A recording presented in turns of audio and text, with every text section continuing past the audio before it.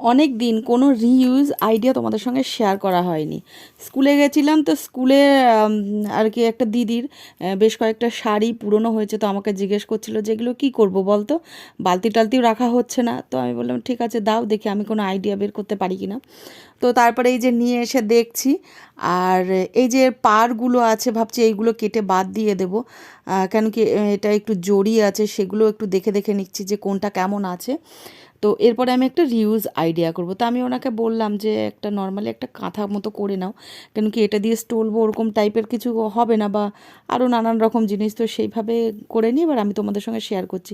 এই যে শাড়ির পাড় অংশগুলো দেখছো না, এগুলো বাদ দিয়ে দেবো। দেখো এই সমস্ত জিনিসগুলো সৌন্দর্য বেশিরভাগই নির্ভর করে কেমন শাড়ি তার আছে তার উপরে। তো এই দেখো, এটা যেমন এই যে সেলাই করলে এইগুলো না উঠে উঠে যায়, অতটা ভালো লাগে না। শাড়ি অবস্থায় যতটা ভালো লাগে ততটা এই সমস্ত জিনিসে ভালো লাগে না। তো এই অংশগুলো আমি এবার একটা একটা করে বাদ দিয়ে রাখবো। আর এইদিকে প্লেন অংশগুলো কিন্তু খুবই সুন্দর হয়। তো তোমরাও কিন্তু তোমাদের শাড়িগুলো ওইভাবে ফেলে না দিয়ে রিউজ করতে পারো। আর ইতিমধ্যে আমাকে প্রচুর লোকে ফোন করেছে যে এইগুলো রিউজ, আমার এটা আছে ওটা আছে রিউজের জন্য। কিন্তু আমি একা, আমি যতটা পারি ততটাই আর কি তোমাদের সঙ্গে শেয়ার করার চেষ্টা করছি। ঘর সামলে সমস্ত কিছু সামলে তারপরে তো করি। তো এই দেখো, এইভাবে আমি আস্তে আস্তে, দেখো আমি এক হাতে ক্যামেরা ধরেছি, এক হাতে ছেঁড়ার চেষ্টা করেছি। মানে আমি তোমাদের বোঝাতে চেষ্টা করছি যে এইভাবে আস্তে আস্তে না এই সাইডের অংশগুলো আমি ছিঁড়ে বাদ দিয়ে ফেলবো, ঠিক আছে। তো দেখো এই যে পাড়ের অংশটা টোটালি এরকম ওয়েস্ট হয়ে যায়। হ্যাঁ, ওইগুলো দিয়েও অনেক কিছু হয়তো করা যায়, কিন্তু আমি ওইগুলো জানি না আর করিও না। যাই হোক, প্লেন অংশগুলো ছিঁড়ে নিচ্ছি। প্রত্যেকটা শাড়িতেই আর কি ওরকম করবো। এবার দেখবো যে প্লেন অংশের ওপরে কতটা হয়, বাদ বাকি কতগুলো লেয়ার করা যায়, লেন্থ ব্রেথের ওপরে তো নির্ভর করে একটা জিনিস। তো সেটাও তোমাদের সঙ্গে দেখানোর চেষ্টা করব। তো দেখো সমস্ত শাড়িগুলোর এইভাবে করে নিয়েছি। তারপরে না কতটা লম্বা চওড়া করব সেই পার্টগুলো একটা একটা করে আয়রন করে রাখছি। কেন কি এগুলো ছেঁড়ার সময় বা এগুলো অনেকটা পুরনো শাড়ি, তো কাঁচা ধোয়ার সময় একটু ভাঁজ হয়ে রয়েছে। তো এগুলো যত মসৃণ হবে, প্লেন হবে, কাজ কিন্তু করতে বেশি সুবিধা হবে। তো একটা একটা সেগুলো রেডি করে রাখি। এখানে এই দেখো, এখানে 4খানা শাড়ি আছে। শাড়িটার মানে কিছু কিছু অংশ দাগ বা ছেঁড়া অংশগুলো কেটে বাদ দিয়ে সেলাই মেশিনে আকৃতিটা জুড়ে দেওয়া হয়েছে, তারপরে আয়রন করে সেট করে রাখলাম।